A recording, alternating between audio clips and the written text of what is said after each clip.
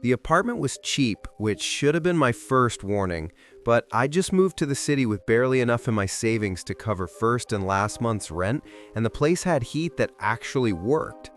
The walls were rental unit beige, painted over so many times I could see the texture of old brush strokes underneath.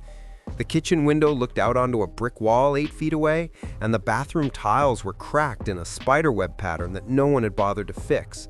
But it was mine for the year lease I'd signed. Mrs. Chen, the landlord, was a tired woman in her 60s who wore reading glasses on a chain and smelled faintly of mothballs. She handed me the keys without ceremony, barely making eye contact as she rattled off the rules. Garbage out on Tuesdays, no smoking, no pets over 20 pounds. As I signed the last form, she mentioned the upstairs tenant. Quiet, she said, not looking up. Respectful. Keeps to themselves. I nodded, more concerned about the refrigerator's grinding noise. You won't even know they're there, she added, and something in her tone made me look up, but she was already turning away, clipboard tucked under her arm. For the first week, I barely noticed them. I unpacked, hung curtains from a thrift store, assembled an IKEA bookshelf that left me with 2 extra screws. At night, I'd hear them moving around upstairs. Footsteps, the scrape of furniture, the creak of floorboards. Normal apartment sounds that became white noise. Proof I wasn't alone.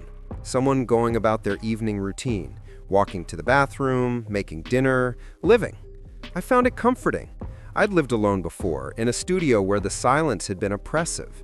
Here, there was the gentle reminder of human presence, the soft thud of a cabinet, water running through pipes, the muffled rhythm of footsteps crossing a room. It made the place feel less lonely. The second week, I started paying attention. I was working from home, hunched over my laptop, when I heard them walking overhead, just crossing from bedroom to kitchen, but the rhythm was off. I looked up, frowning. The footsteps paused, continued, but the gait was wrong. There was a step, a pause, then another step from slightly to the left of where it should have been, like the person had pivoted mid-stride without stopping.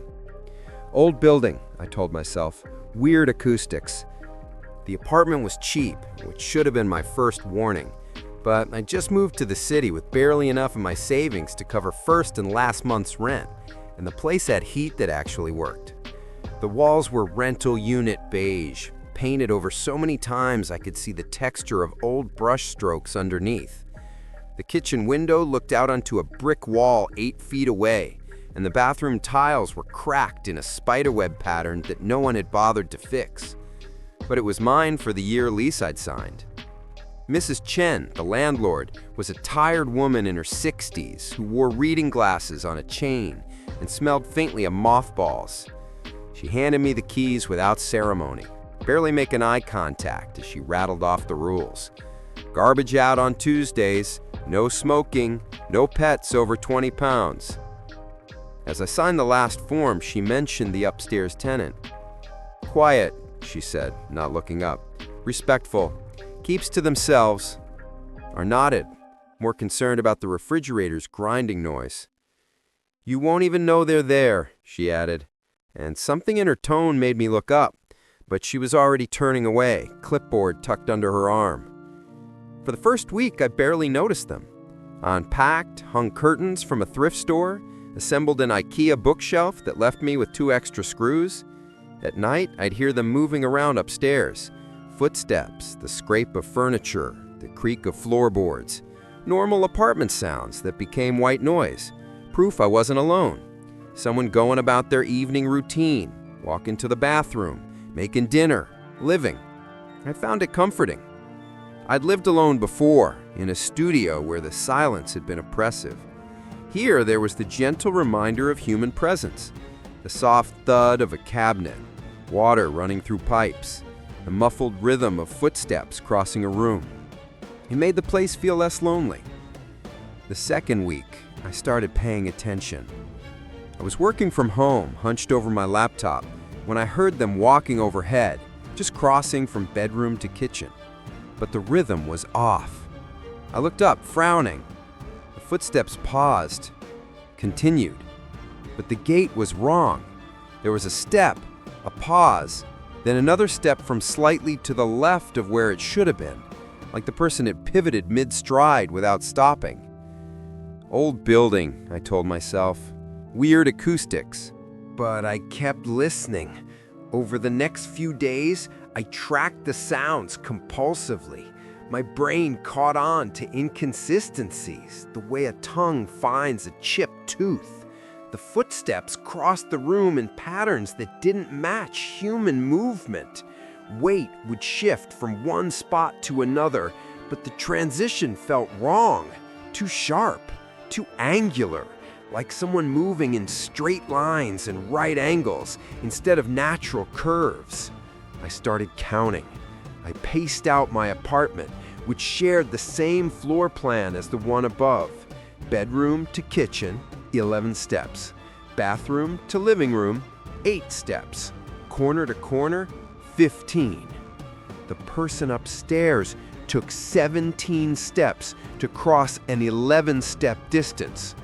I recounted the next day, pressing my ear against the ceiling.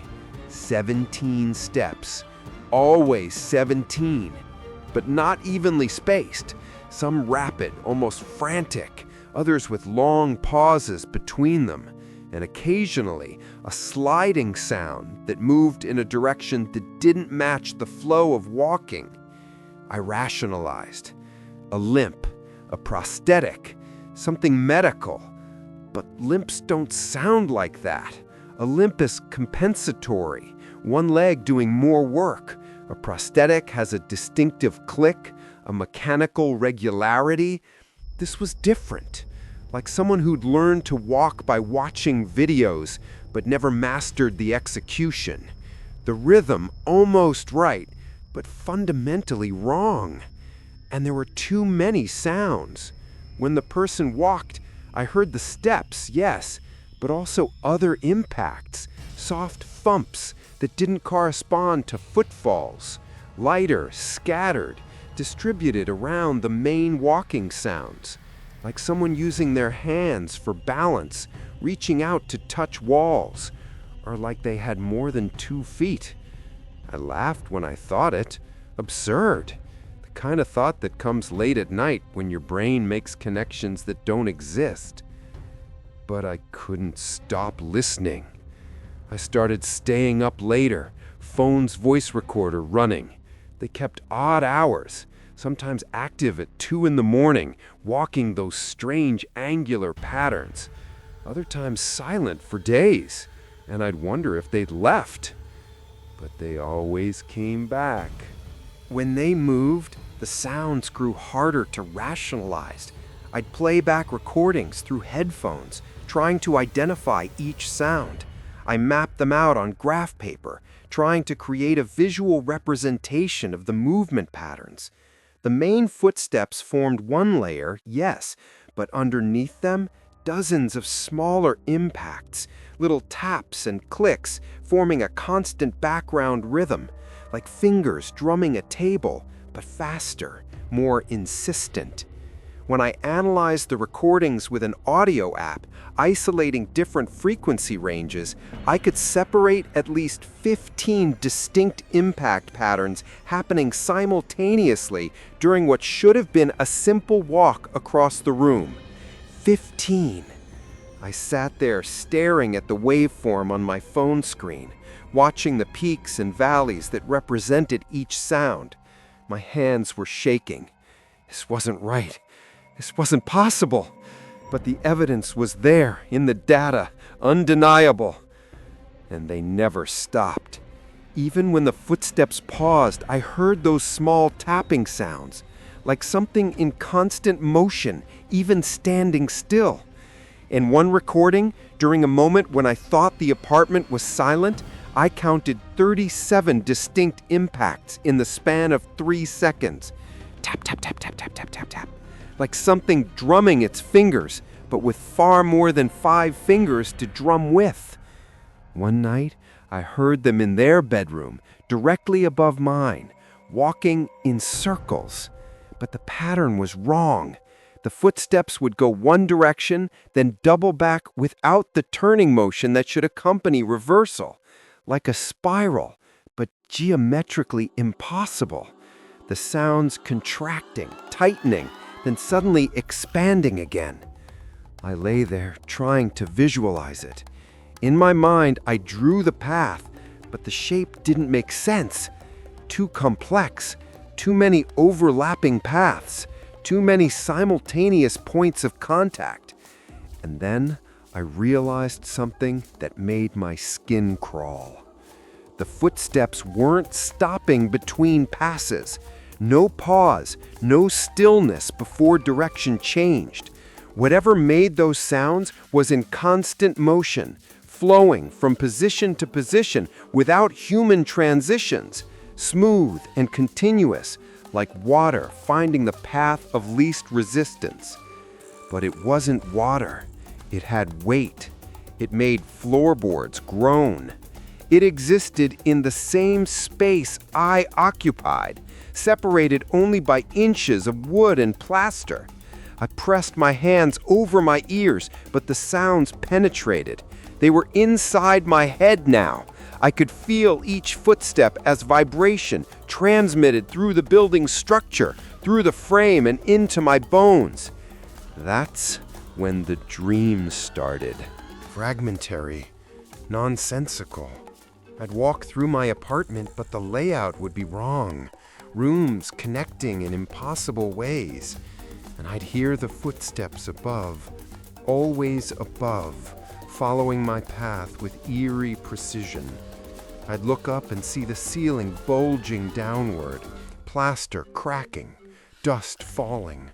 Through the cracks, glimpses of something moving, something pale and jointed and wrong. I'd wake gasping, sheets soaked, and hear the sounds still happening. Always the same pattern, always that wrong, angular gait.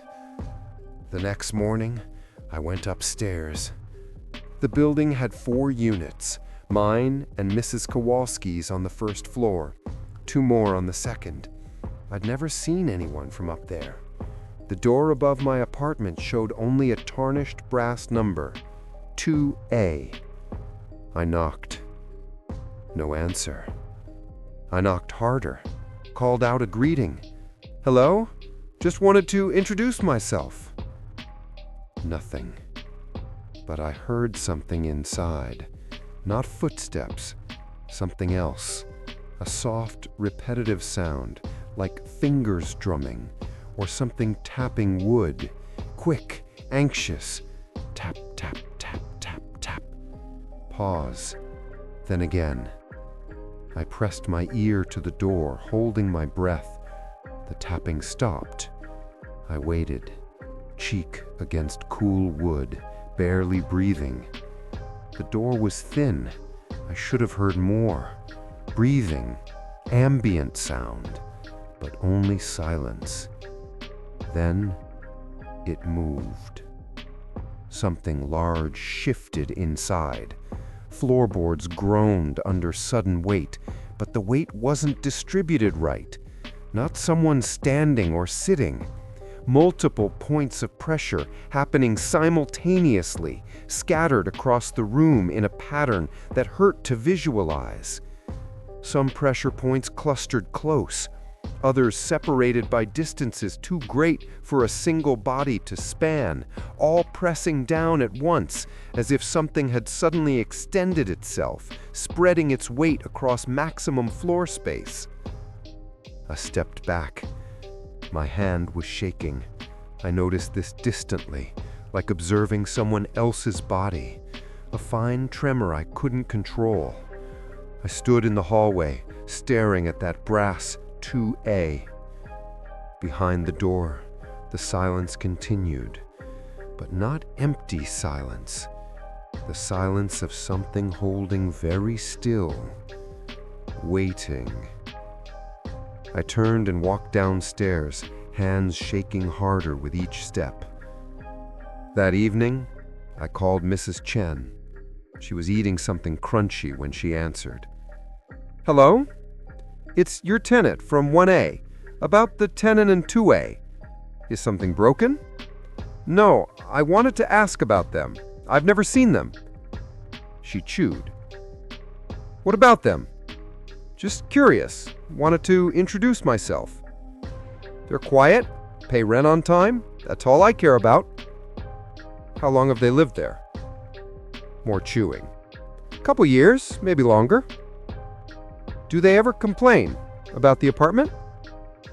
No. Her tone grew impatient. Why are you asking? I didn't know how to explain. No reason. Being friendly.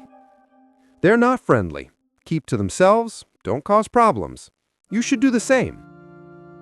Something in her voice. Not quite a warning, but close. Have you ever seen them in person? Long silence. I thought she'd hung up. Then, no. Rent comes in the mail. Cash. Always exact. Never late. I don't ask questions. Suggest you don't either. She hung up. I sat staring at the ceiling.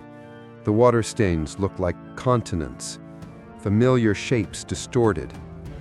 Above me, silence. But I knew it was still there. I could feel it the way you feel someone watching from across a room.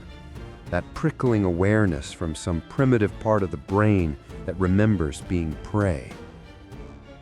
The next week was worse. The sounds grew more frequent, less careful. Before, there'd been an attempt at normalcy. The walking, however wrong, followed recognizable patterns. But now, the sounds were becoming abstract, chaotic. I'd hear rapid skittering, like someone running on all fours. Then a heavy thump, a long, dragging sound. Hours of nothing. Then it would repeat. One night, I woke to something being dragged across the ceiling, directly over my bed. Not furniture. The sound was too wet, too organic, like a heavy sack of meat pulled across floorboards.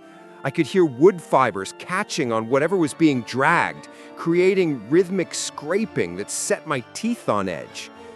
I lay frozen, staring up. The dragging stopped. 30 seconds of perfect silence. Then I heard it. A soft, careful sound, like someone pressing their palm flat against the floor, testing it. Then another palm, and another. I counted. 5 distinct points of contact, all roughly hand-shaped based on how the floorboards creaked. But wrong. Fingers too long, spacing too wide, and placed simultaneously, not in sequence, like someone lowering themselves down. Like a hand with too many fingers supporting too much weight. I didn't sleep. In the morning, I went outside to study the building. Craning my neck, I examined the windows of 2A, covered with yellowed curtains that never moved, glass dirty, no light inside, no flicker of movement, no sign anyone had been near those windows in months or years. Mrs. Kowalski came out for her mail, an elderly Polish woman who always smiled at me, who'd been nothing but friendly since I moved in. She was wearing her usual floral housecoat, moving with the careful slowness of someone whose bones remember every harsh winter. "Good morning," I said, trying to sound casual. She looked at me with rheumy eyes and nodded, still smiling. "Mrs. Kowalski, do you ever hear the person upstairs in 2A? The change in her expression was instant and complete. Her smile didn't just fade, it collapsed like something structural had given way inside her face. She stared at me for a long moment, and in her eyes I saw something I hadn't expected. Not confusion, not curiosity, fear. She shook her head quickly, a sharp jerking motion that set her gray curls bouncing. Then she turned and hurried inside, moving faster than I'd ever seen her move, clutching her mail to her chest like a shield. The door slammed behind her, and I heard the distinct click of a deadbolt sliding home. I stood alone on the sidewalk, staring at her closed door. She'd lived here longer than anyone, years longer, and she'd reacted to my question like I'd asked her to open a grave. What did she know that I didn't? I spent the rest of the day trying to convince myself there was a rational explanation. Maybe Mrs. Kowalski was just paranoid. Maybe she had dementia. Maybe she'd had a bad experience with a previous tenant and didn't like talking about the upstairs apartments. People have strange ideas in their old age, fear of things that weren't there. But I didn't believe that. I'd seen her eyes. That wasn't the confusion of dementia. That was the clear, sharp terror of someone who knows exactly what they're afraid of. That night, it started climbing. I was in bed trying to read when I heard it. Not walking or dragging, climbing. Multiple points of contact in rapid succession. A hand, a foot, another hand, something else I couldn't identify. Quick, insectile. It moved across the ceiling in a way that made me think of spiders. But spiders don't weigh enough to make floorboards creak like that. I sat up, heart hammering. The climbing sound moved from one side to the other, back again, frantic, searching, getting closer to the wall separating my bedroom from the hallway. It reached the corner, then started coming down the wall. The creaking changed pitch as weight shifted from horizontal to vertical. Whatever was up there was descending, using too many limbs to grip plaster and wood. I heard the scratch of fingernails or claws finding purchase. I grabbed my phone, turned on the flashlight, aimed it at my wall. Nothing, just old wallpaper and a corner water stain. But from above, the climbing continued, down and down, until the sounds were at floor level in the apartment upstairs, which meant ceiling level in mine. I looked up. The ceiling was dark, but in the flashlight beam, I saw the plaster had cracked.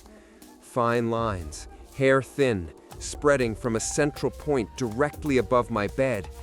They formed a web-like pattern, beautiful and terrible. And as I watched frozen, I saw something that closed my throat. The cracks were moving, not spreading, moving. The lines shifted position slightly, rearranging themselves, subtle enough to imagine, if not for the faint grinding of plaster against itself. And then dust started falling.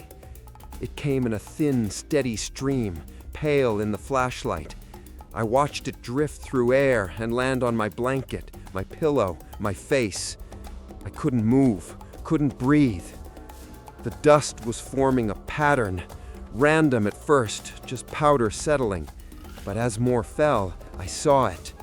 The outline subtle at first, like an image developing in a darkroom, gradually resolving into something recognizable, then defined, clear, unmistakable. A handprint. Perfect outline of a hand pressed against glass. I could see every detail with horrifying clarity. The palm, wide and flat, maybe 8 inches across. The thumb slightly separated from the fingers. The distinct ridges that would be fingerprints if this were a human hand. And the fingers. I counted them, my lips moving soundlessly, praying I'd miscounted. 1, 2, 3, 4, 5, 6, 7. My stomach lurched.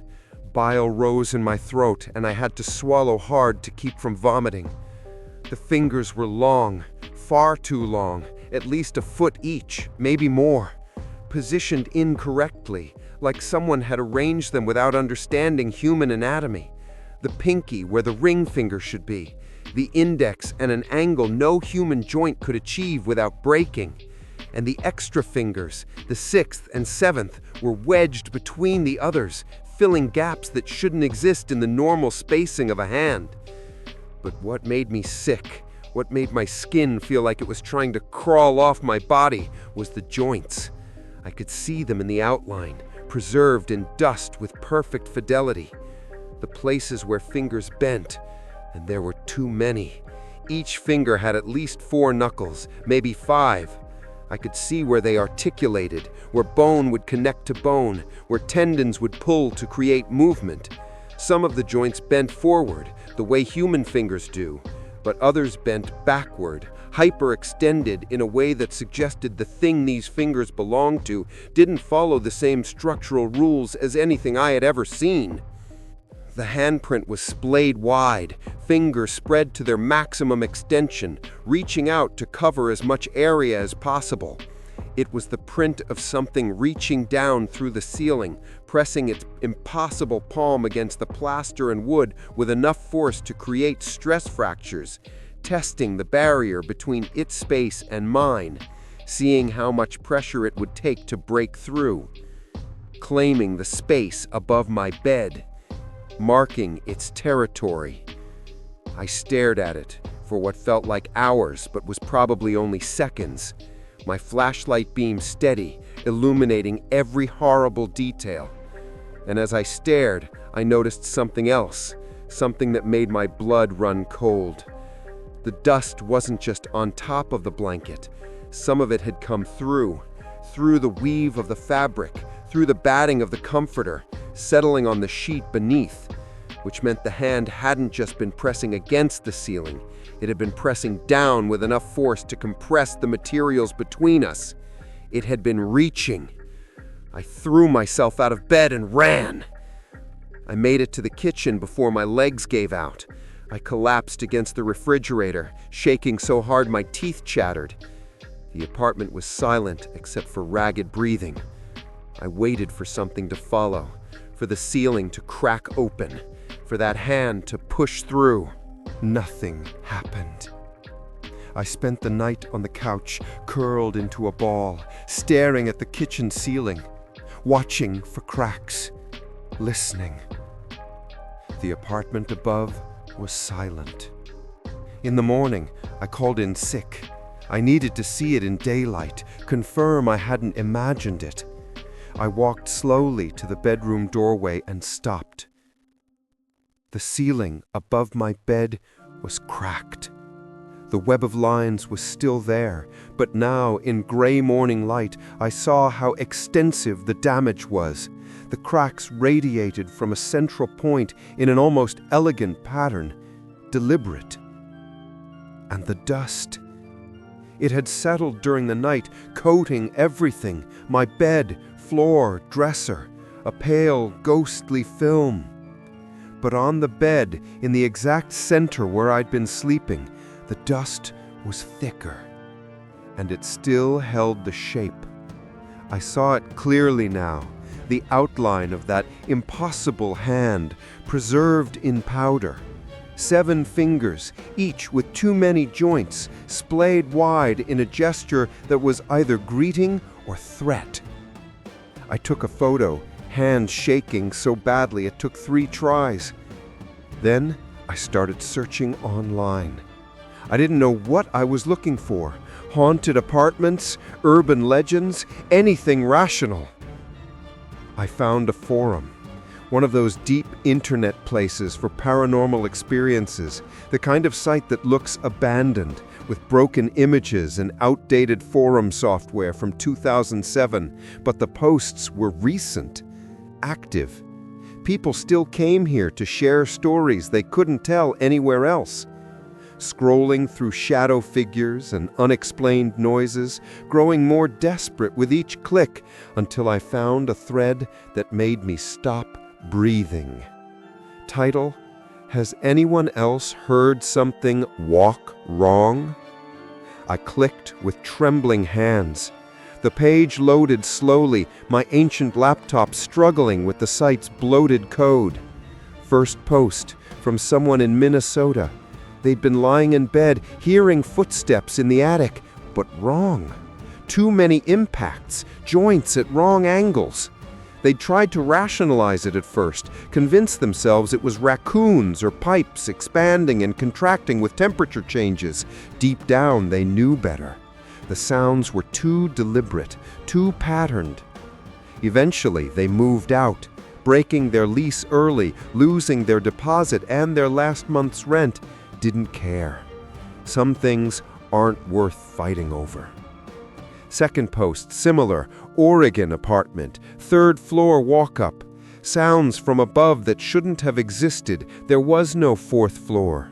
Gate that didn't match anatomy.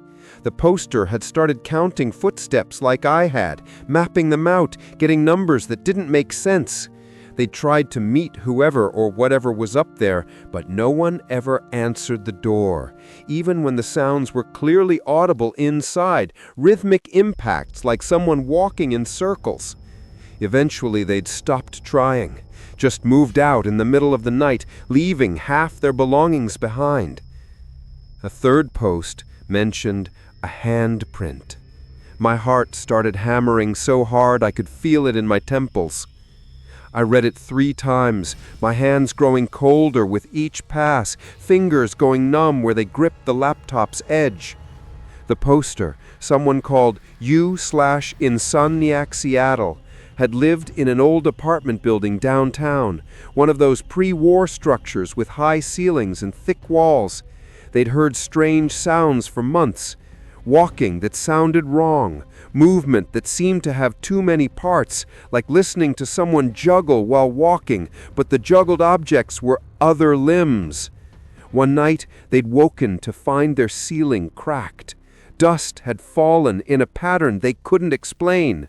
When they'd shone a light on it, they'd seen what looked like a handprint pressed into the accumulated dust. But it was wrong in ways they struggled to articulate. The fingers too long, positioned at angles that didn't match human anatomy. And there were too many of them. A handprint with 8 fingers. 8 fingers splayed wide like a starfish, each one bent at impossible angles. They'd moved out the next day. Hadn't even packed properly, just threw clothes and essentials into garbage bags, left furniture and dishes and everything else, left in broad daylight in front of neighbors, not caring what anyone thought. The landlord had kept their security deposit, had threatened to sue them for breaking the lease, for abandoning property. They didn't care. Some things, they wrote, aren't worth fighting over.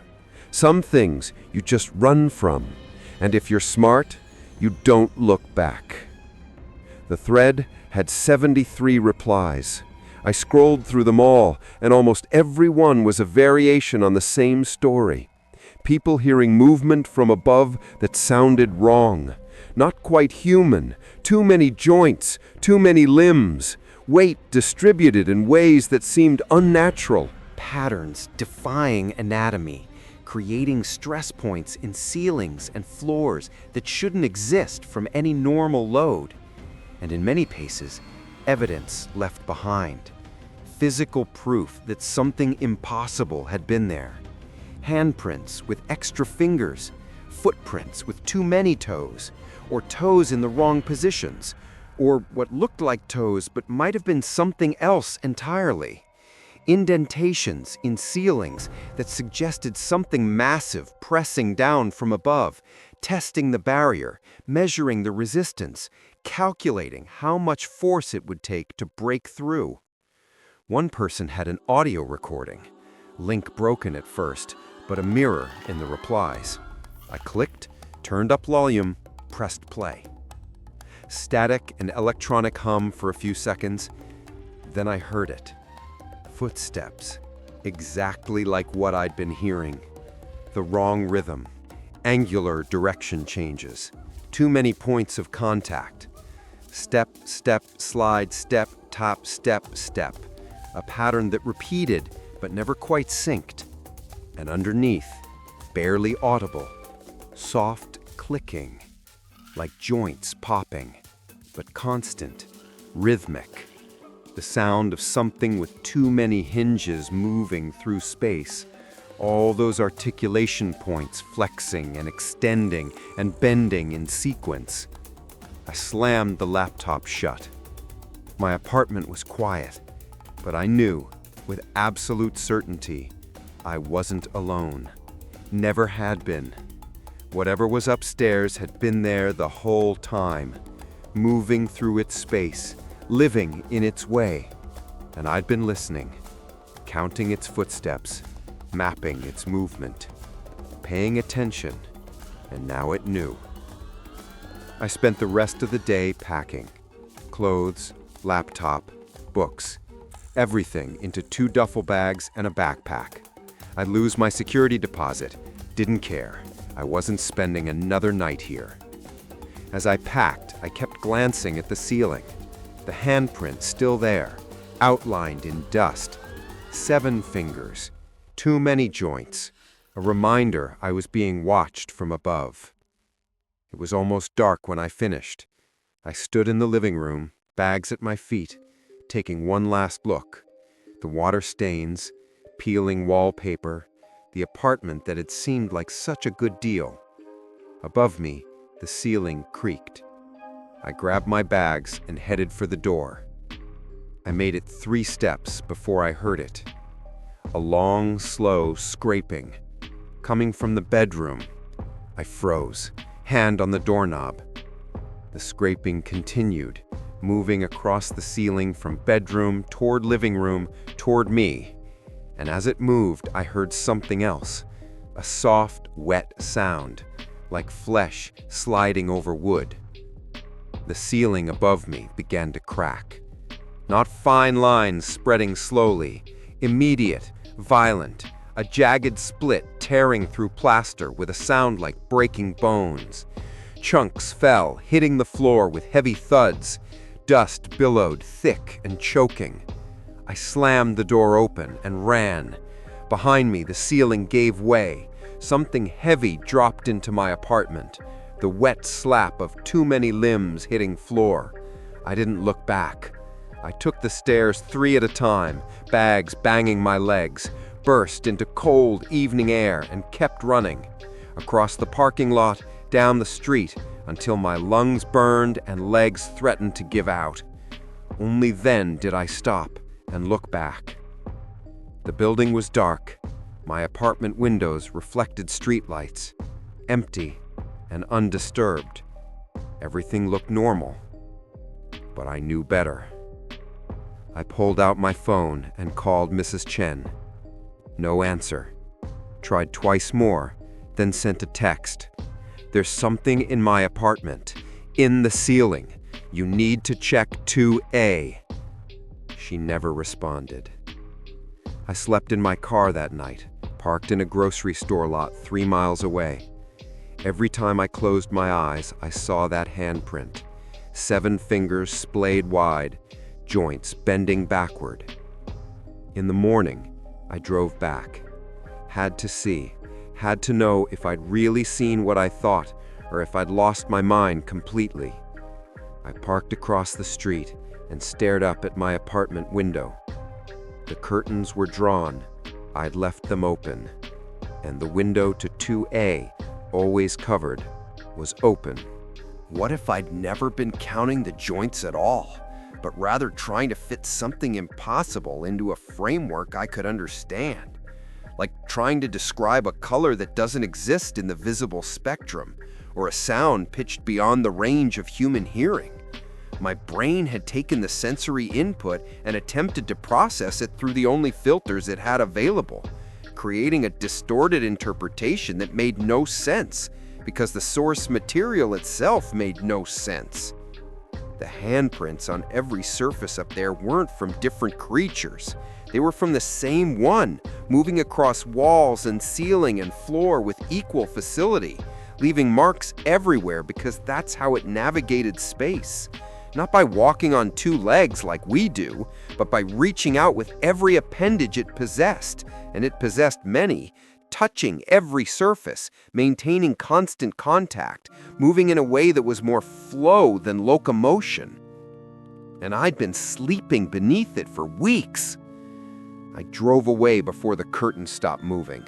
I never went back, never collected my things, lost my security deposit, my furniture, my books, my clothes, everything I'd accumulated over years of scraping by, everything I'd owned. Didn't care. Some things are worth more than possessions. Sanity, for instance. The ability to sleep without checking the ceiling first. Because I know it's still there. Living in 2A, or maybe just visiting. Maybe it moves between buildings, between apartments, between the thin spaces in walls where we don't think to look. Moving through that empty space with its too many joints, its too many limbs, leaving handprints on every surface like a territorial marker, like graffiti that says, "I was here," in a language of pressed dust and warped wood, testing the floors, testing the ceilings, testing the boundaries of its environment the way a prisoner tests the walls of a cell, not necessarily looking for escape, but simply understanding the dimensions of its containment, counting something I don't want to understand. I found a new apartment across town. Different building, different neighborhood, different landlord. Top floor this time. Nothing above me but attic space and sky. And yet some nights, especially when it rains, I still wake up listening, counting impacts that aren't there, tracking movement patterns in the empty air above my bed, waiting for the ceiling to crack. Sometimes late at night when I can't sleep, I think about the handprint above my bed. 7 fingers splayed wide, each one bent at too many joints, some forward and some backward, arranged in a pattern that suggested function over form, utility over aesthetic. Fingers designed for gripping surfaces that shouldn't be grippable, for moving across spaces that shouldn't be navigable, for existing in ways that shouldn't be possible, pressed against the ceiling like it was reaching down for me. And I wonder if it was reaching, or if it was waving, or if it was doing something else entirely, something for which we have no words, no concepts, no framework of understanding. Maybe it wasn't reaching or waving or threatening. Maybe it was just existing, just being, just moving through its space the way it had always moved. And I was simply the first person to pay enough attention to notice, the first person to count, the first person to listen. And now I can't stop. The yellowed curtain fluttered in the breeze. I could see inside. Empty, completely empty. No furniture, no belongings, just bare walls and floor. But something was wrong with the floor. Even from the street, I could see it. The floorboards weren't level. They sagged in places, bulged in others, and there were marks, dark stains spreading in patterns I recognized. Handprints. Dozens, maybe hundreds, covering every surface, floor, walls, ceiling. Each one slightly different, some with 6 fingers, some with 7, some with 8 or 9. All wrong, all impossible. The apartment wasn't empty. It was full of evidence. Evidence that something had been living there, something that left marks everywhere it touched, something that moved through space using more limbs than it should have, bending joints that shouldn't exist, pressing hands against every surface as if constantly testing the boundaries. I watched that curtain flutter and understood. It had never been hiding from me. I'd just been counting wrong the whole time. There were never too many joints, too many footsteps, too many points of contact, only ever one set. I'd just been hearing all of them at once because I'd been listening with wrong assumptions, listening for a human on 2 legs, with 2 arms, with 5 fingers on each hand, listening for something that moved through space the way I move through space, one appendage at a time, weight shifting from point to point in a linear progression. But what if it had always been one creature, moving as one unit, and I'd been parsing it as separate footsteps because my brain couldn't comprehend what I was actually hearing? What if when I counted 17 steps, I wasn't counting 17 separate footfalls, but 17 simultaneous points of contact? What if the thing above me didn't walk the way humans walk, lifting one foot, moving it forward, placing it down, shifting weight, repeat, but instead moved by extending and contracting multiple limbs at once, flowing across the floor like a starfish across an ocean floor, but with the weight and mass of something much larger, much heavier, much more impossibly structured. What if every step, every creak, every tap had been one body moving through space in a way my mind couldn't visualize because it had no reference point for it? Because nothing in nature, nothing in my experience, nothing in the collective human experience moved quite like that. We have words for how spiders walk, how snakes slither, how fish swim, how birds fly, but we have no words for how this thing moved because we've never seen anything like it before. Or if we have, we've always run before we could study it long enough to understand it. What if I'd never been counting the joints at all, but rather trying to fit something impossible into a framework I could understand? Like trying to describe a color that doesn't exist in the visible spectrum, or a sound pitched beyond the range of human hearing. My brain had taken the sensory input and attempted to process it through the only filters it had available, creating a distorted interpretation that made no sense, because the source material itself made no sense. The handprints on every surface up there weren't from different creatures. They were from the same one, moving across walls and ceiling and floor with equal facility, leaving marks everywhere because that's how it navigated space.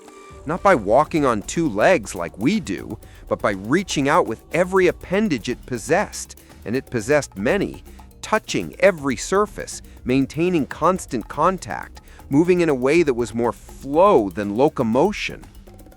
And I'd been sleeping beneath it for weeks. I drove away before the curtain stopped moving. I never went back, never collected my things, lost my security deposit, my furniture, my books, my clothes, everything I'd accumulated over years of scraping by, everything I'd owned. Didn't care. Some things are worth more than possessions. Sanity, for instance. The ability to sleep without checking the ceiling first. Because I know it's still there. Living in 2A, or maybe just visiting.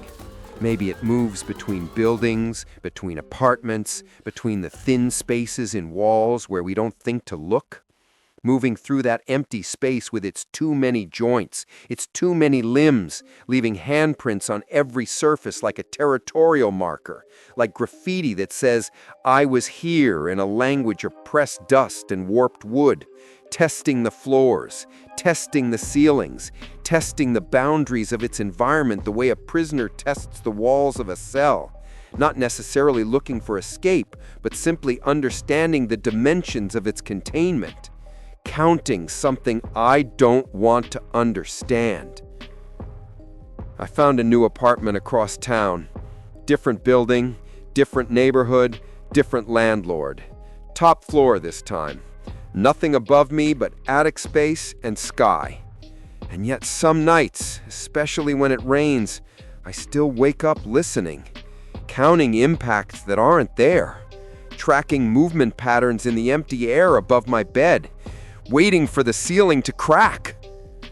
Sometimes late at night when I can't sleep, I think about the handprint above my bed. 7 fingers splayed wide, each one bent at too many joints, some forward and some backward, arranged in a pattern that suggested function over form, utility over aesthetic.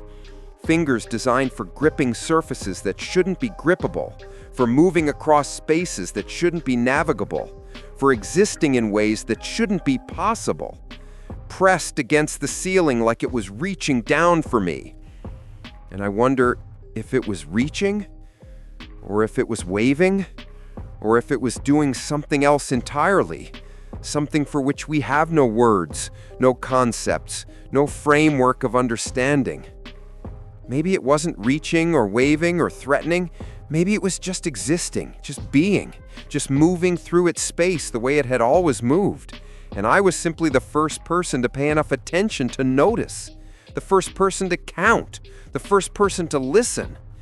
And now I can't stop.